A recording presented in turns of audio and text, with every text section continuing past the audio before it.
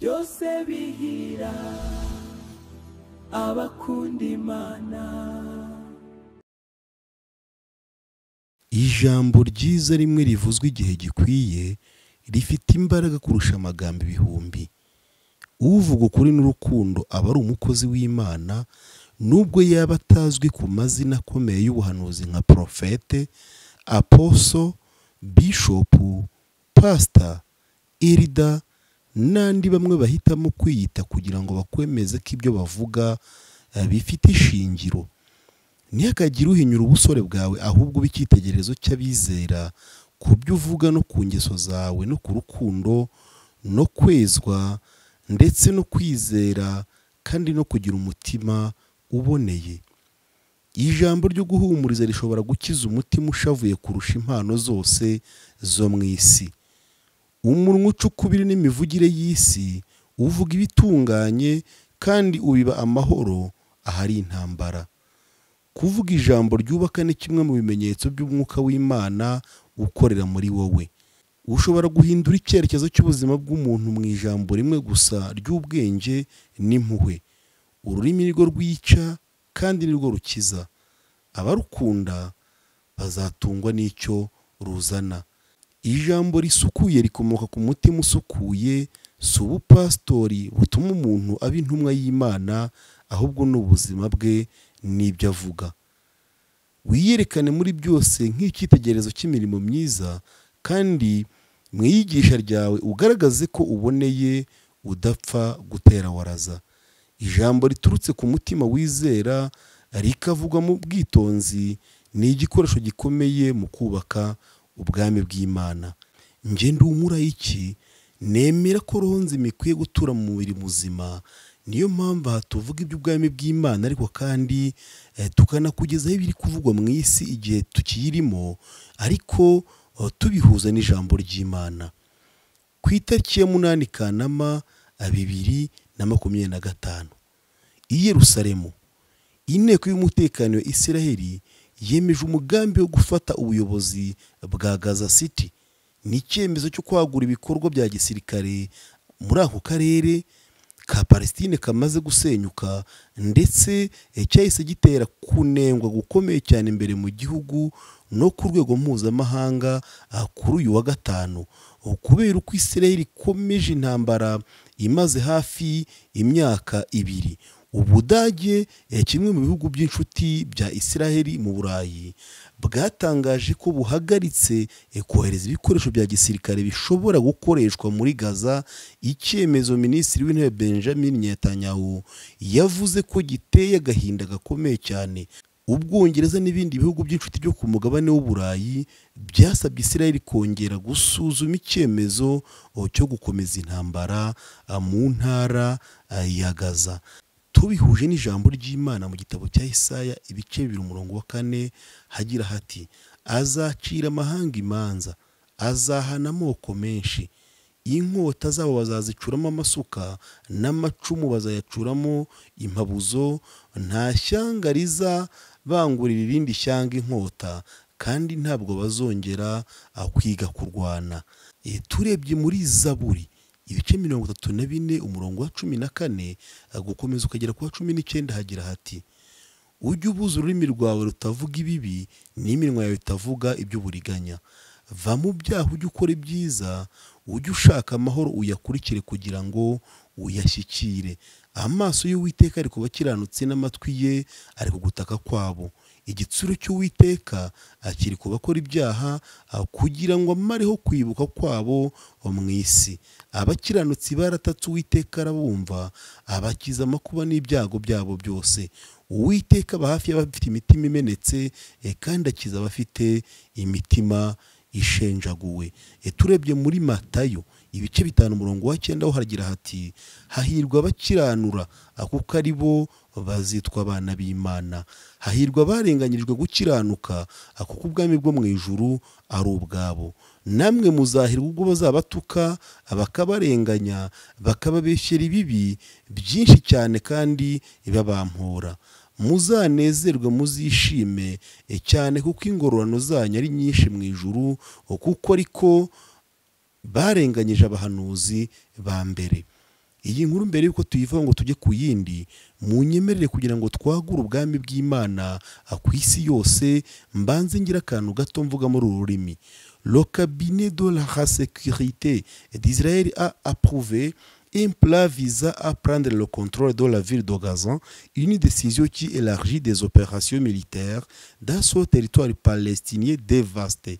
Et cette initiative a suscité des vives critiques tant à l'intérieur du pays qu'à l'étranger. Et ce vendredi, alors qu'Israël poursuit une guerre qui dure depuis 2 ans, l'Allemagne, un allié européen clé, a annoncé qu'elle suspendait des exportations d'équipements militaires vers Israël pouvant être utilisés à Gaza. Une décision que le Premier ministre Benjamin Netanyahu a qualifiée de décevante. Le Royaume-Uni et d'autres alliés européens ont exhorté Israël à reconsidérer sa décision d'intensifier la campagne militaire à Gaza. Indi nkuru dukesha ikinyamakuru Reuters iravuga ko perezida wa Leta Zunze Ubumwe za Amerika Donald Trump arimo gukuraho Billy Long ku mwanya wa komiseri w'ikigo cy'imisoro n'amahoro, nk'uko ikinyamakuru New York Times cyabitangaje kuwa gatanu kivuga abantu 4 bazi by'iyo dosiye.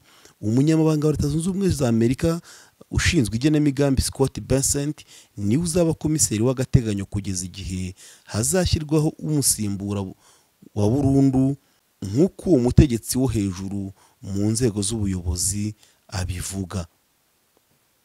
Iyo turebye mu gitabo cya Danieli ibice 2:21 hagira ngo niwe uhindura ibihe n'amasezerano, akuraho abami akazamura abandi, aha abahanga ubwenge n'abafite ubwenge akabaha akumenya.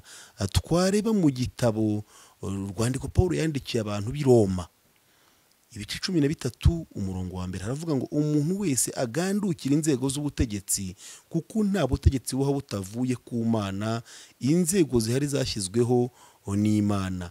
Iri jambo rihamagarira abantu kubaha ubuyobozi, haba ubwo ari bwo bwose, ubuyobozi buhari cyangwa se ubwashyizweho bushya, nk'uko byagenze mu gushyiraho komiseri w'agateganyo muri Leta Zunze Ubumwe za Amerika. Turebye mu migani ibice 16:9 haravuga ngo umuntu ateganya mu mutima w'inzira ye, ariko Uwiteka niwe uyobora intambwe ze.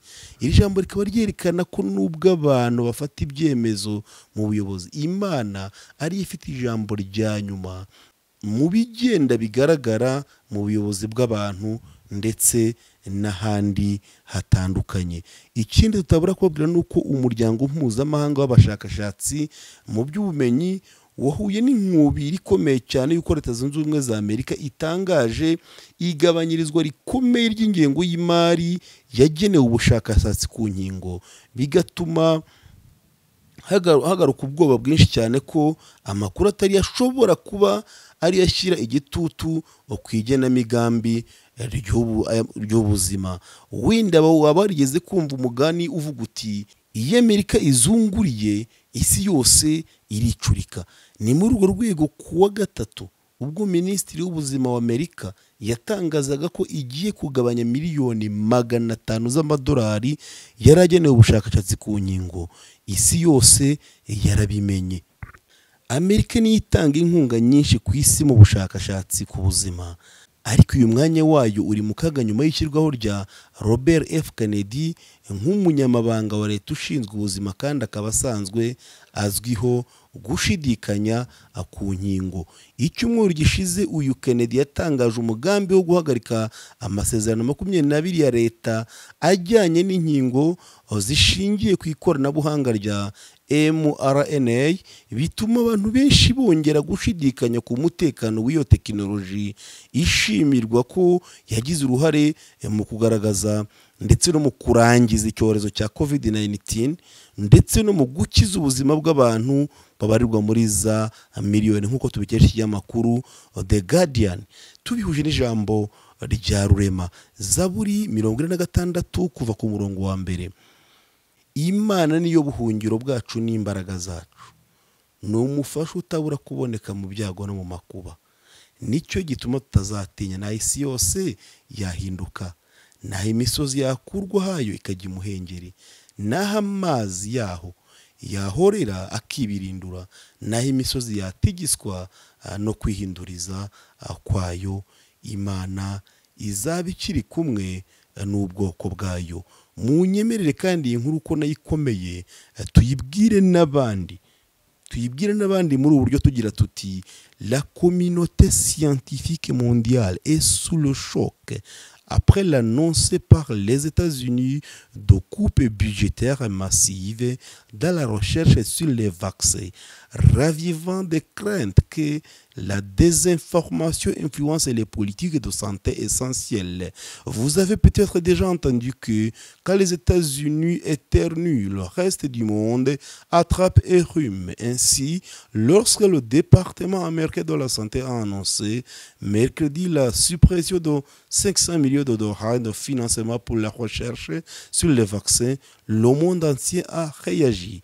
Les États-Unis sont le principal bailleur de fonds mondial dans le domaine de la recherche biomédicale, mais cette pension devient de plus en plus instable avec la nomination de Robert F. Kennedy, connu pour son scepticisme envers les vaccins, au poste de secrétaire à la santé. Cette semaine, M. Kennedy a annoncé son intention de mettre fin à 22 contrats fédéraux portant sur les vaccins à base de technologie mRNA, serment le doute sur la sécurité de cette technologie largement saluée pour l'avoir contribué à mettre fin à la pandémie COVID-19 et sauver des millions de vies. Kanda kuri subscribe, kuri like ndetse no kuri share kugira ngo nandi makuru ndetse n'ibindi biganiro ku Murayiki TV bijye bikugeraho ku gihe. Imana ibaho umugisha. byose bihira abakunda Imana.